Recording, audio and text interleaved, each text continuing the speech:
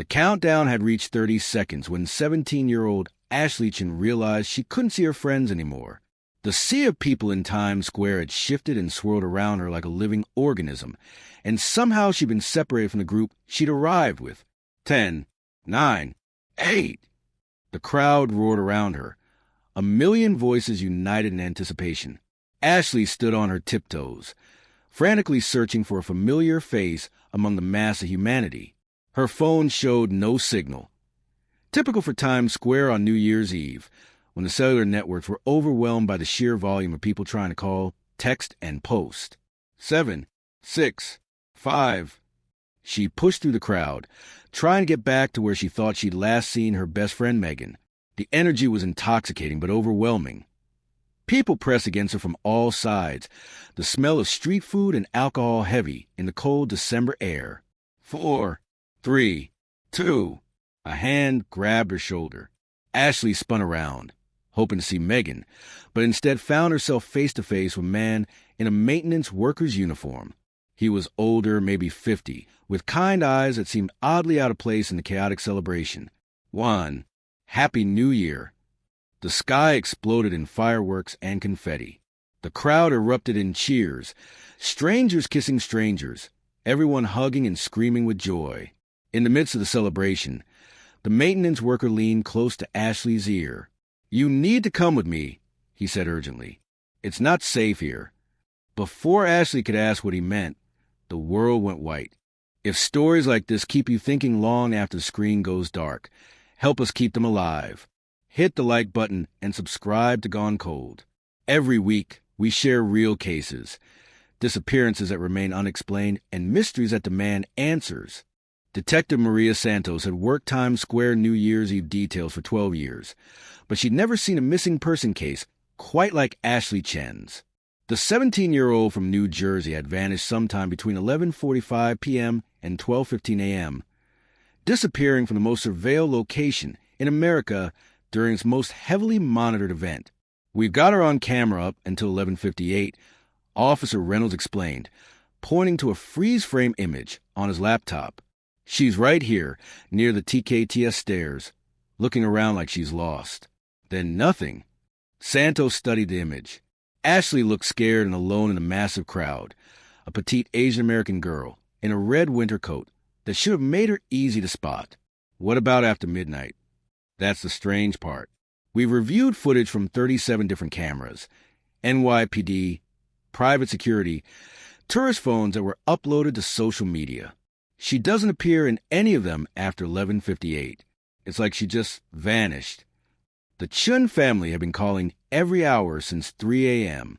Ashley's parents had driven in from Edison, New Jersey, the moment they realized their daughter wasn't answering her phone. Her friends, Megan Torres, Brian Kim, and Jake Walsh, had been questioned extensively, but their stories were consistent. They'd gotten separated in the crowd and assumed Ashley would find them after the countdown. Any indication she might have left voluntarily? Santos asked, though she already suspected the answer. Reynolds shook his head. Straight-A student, no history of running away, close family relationships. Her friends say she was excited about starting college in the fall. This wasn't planned. What they didn't know was that Ashley Chun hadn't left Times Square at all. She was still there, just 30 feet below the celebrating crowd, in a place that officially didn't exist on any city blueprints. Chapter 3. The cold trail 8 years had passed, and Detective Santos, now Lieutenant Santos, still kept Ashley Chen's file in her active cases drawer. The investigation had consumed months of her life, leading to dead ends and conspiracy theories, but never to answers. The Chun family had never stopped searching. They'd hired private investigators, consulted psychics, and even brought in a retired FBI profiler who specialized in stranger abductions. Ashley's younger brother Danny, who'd been 13 when she disappeared, was now a journalism student at Columbia, investigating his sister's case for his senior thesis. Any new leads? Santos asked as Danny sat across from her desk, a recorder and notebook spread between them. "I've been looking into the city's infrastructure," Danny replied, pushing his glasses up his nose, a gesture that reminded Santos painfully of Ashley. "Did you know there are over 6,000 miles of tunnels under Manhattan?" Steam pipes, subway lines, utility corridors, abandoned sections from the old pneumatic postal system. Santos had heard this theory before. We checked the accessible tunnels. The MTA coned, even the Department of Environmental Protection, gave us full access to their systems. But what about the inaccessible ones? Danny pressed. The sealed sections, the forgotten maintenance areas, the spaces that got walled off during construction projects? It was a fair question, one that had haunted Santos for years. Manhattan's underground was a maze built over centuries, with layers upon layers of infrastructure that even city engineers didn't fully understand. But without specific leads, they couldn't justify tearing up half of Times Square to explore every forgotten tunnel. Danny, I promise you, if we get any new evidence, anything at all, we'll follow it wherever it leads. What Santos didn't know was that evidence was about to surface in the most unlikely way possible. In less than 18 hours, a city sanitation worker named Luis Morales would find something in a storm drain that would crack the case wide open and reveal that Ashley Chen's disappearance was just the beginning of something much larger and more terrifying than anyone had ever imagined. Chapter 4. The discovery Luis Morales had been cleaning the streets of Manhattan for 15 years, and he thought he'd seen everything the city could throw at him. Dead rats, lost jewelry, the occasional smartphone dropped by careless tourists, but what he found in the storm drain at the corner of 47th and Broadway made him question his sanity. It was 6:23 a.m. on a crisp February morning when Luis noticed something glinting in the early sunlight filtering through the grate. At first, he assumed it was just another piece of trash that had washed down during the previous night's rain. But as he angled his flashlight for a better look, his blood ran cold. It was a driver's license, perfectly preserved despite being underground for what must have been years. The plastic was pristine, the photo clear, and the name that stared back at him from the ID made his hand shake. Ashley Chen, age 17, Edison, New Jersey. Luis looked around nervously. Times Square at dawn was nearly empty, except for a few early commuters and street vendors setting up their carts. He pulled out his phone and took several photos of the license before carefully extracting it from the drain with a pair of rubber gloves. But the license wasn't alone. As Luis examined the drain more carefully, he found other items wedged in the metal grating.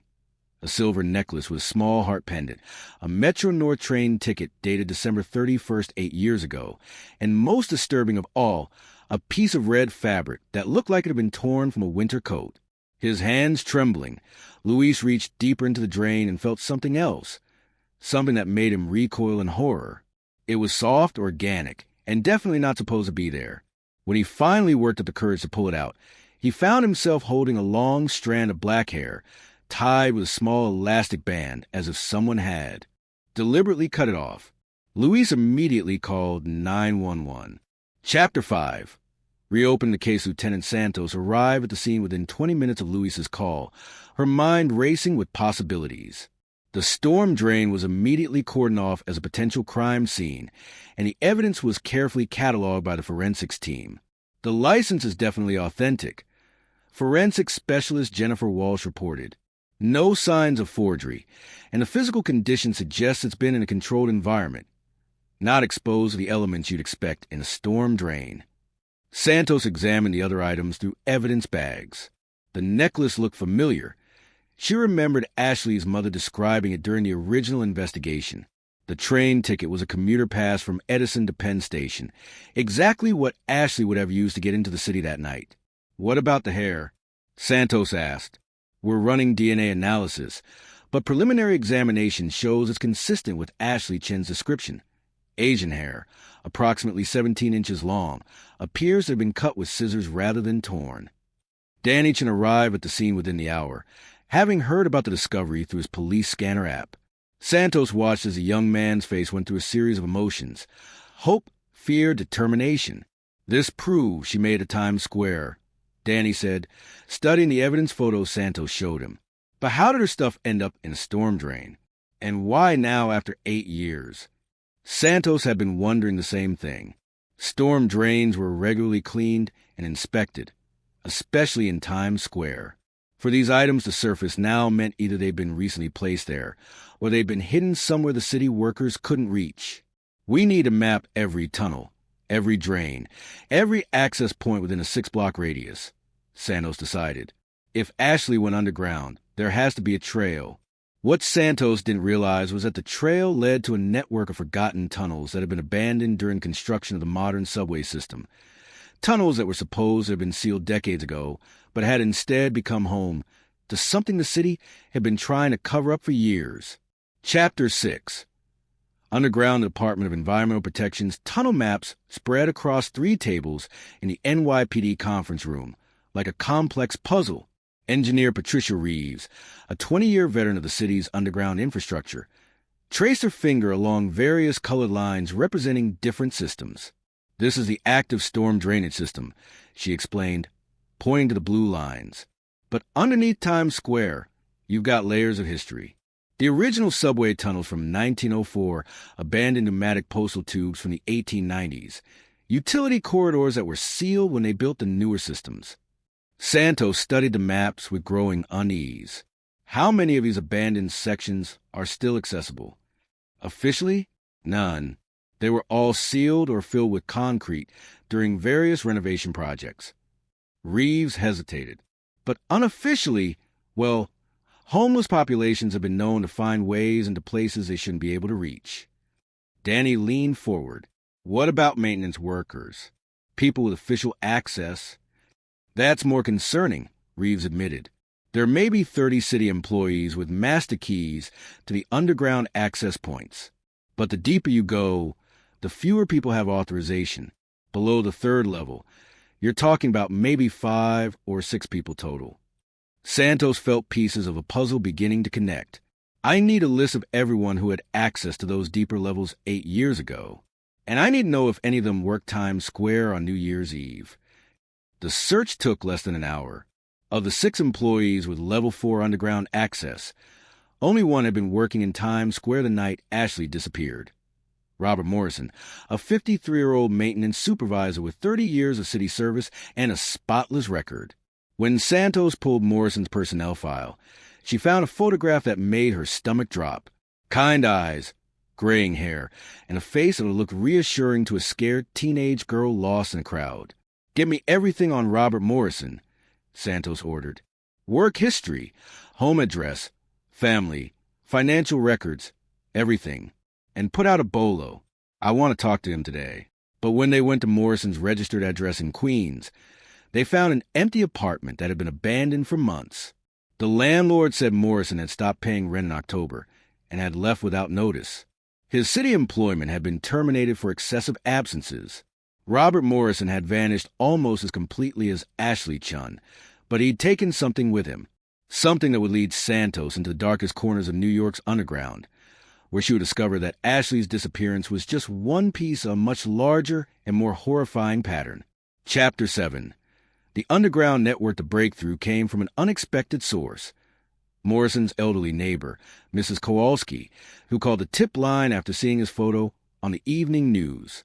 She remembered seeing Morrison loading large bags into a van several months ago, but what caught her attention was what he dropped, a key card with a Department of Environmental Protection logo.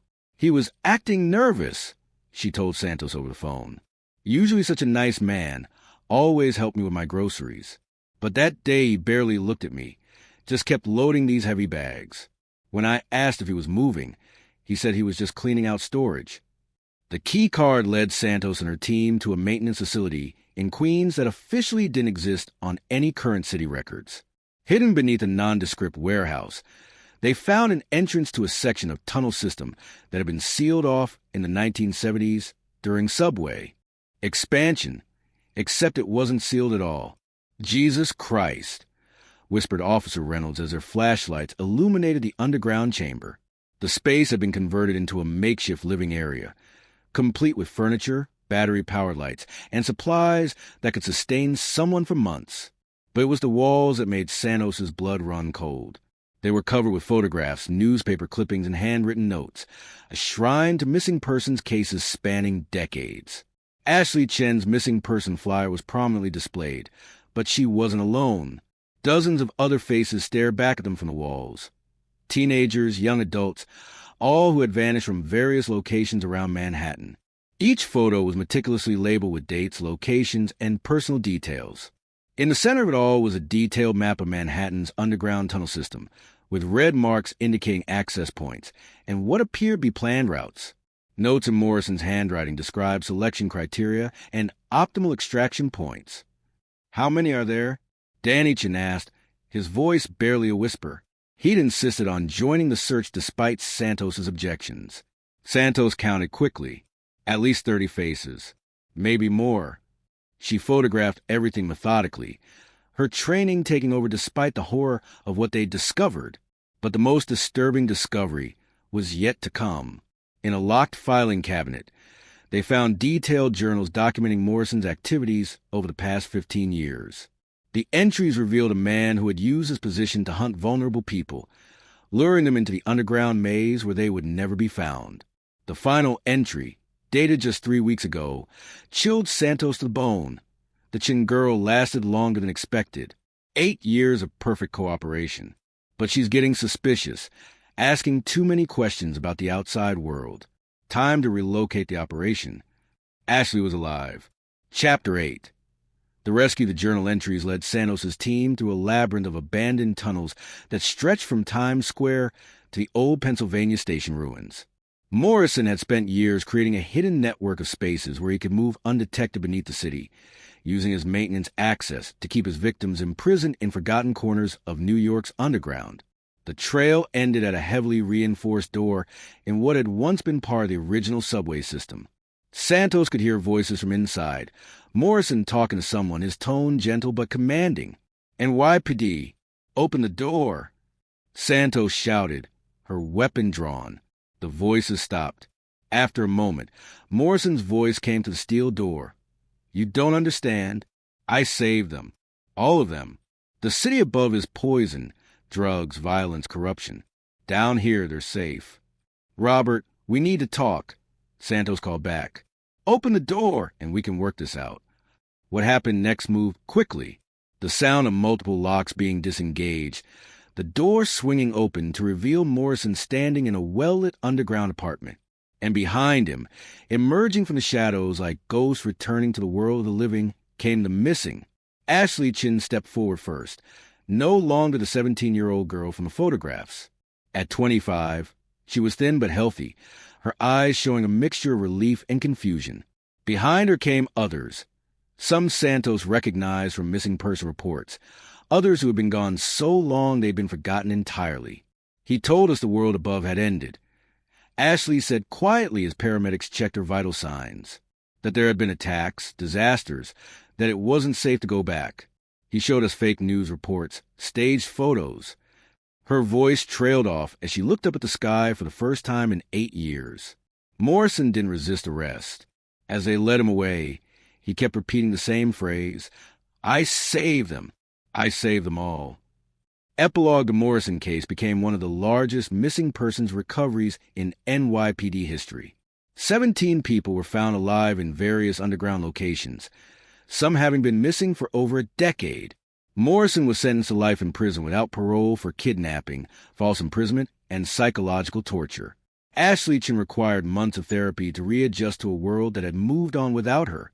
Her parents had aged, her brother had grown up, and the technology she remembered had evolved beyond recognition.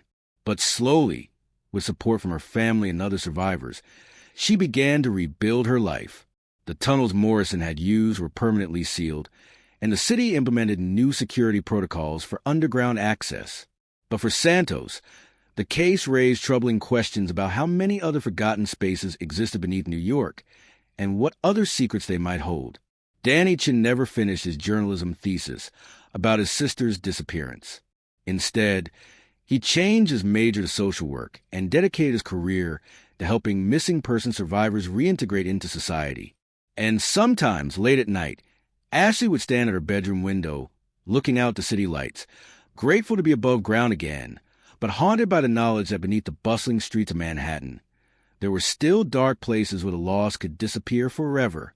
The case was closed, but the scars remained, a reminder that even in the most surveilled city in the world, people could vanish in the shadows and be forgotten by everyone except those who loved them enough to never stop looking. Ashley Chin vanished in the middle of one of the most crowded places on Earth during the biggest celebration of the year. Since that night, no one has seen her again. If this case left you wondering, click like. It helps more people hear these stories and stay vigilant. And tell us in the comments, what do you think happened to Ashley? Was it a random encounter, or something planned in the chaos of New Year's Eve? We read every comment. Your theories help keep these cases alive and conversations going. At Gone Cold, we share new real-life mysteries every week. We'll see you in the next video.